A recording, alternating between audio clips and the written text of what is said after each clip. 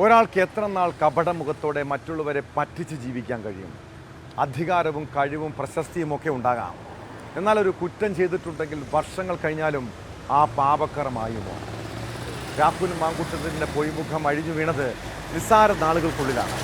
എന്നാൽ രാഹുലുമായി ബന്ധപ്പെട്ട ലൈംഗികാരോപണത്തിൽ മുങ്ങിപ്പോയൊരു വാർത്തയുണ്ട്. വടകര ഡിവൈഎസ്പി ഉമേഷിനെതിരായ ലൈംഗിക പീഡന പരാതി. ആഭ്യന്തര വകുപ്പ് മറുപടി പറയേണ്ട കേസിൽ പോലീസ് ഉന്നതനെ സംരക്ഷിക്കാനുള്ള നീക്കമാണ് നടക്കുന്നത്.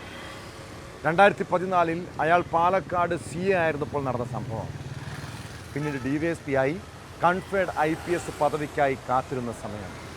എന്നാൽ 11 വർഷം മുൻപ് അധികാരം ദുരുപയോഗം ചെയ്ത് അയാൾ ഒരു യുവതിയോട് കാട്ടിയ ക്രൂരത ഒരിക്കലും മാപ്പർഹിക്കാത്ത കുറ്റമാണ്.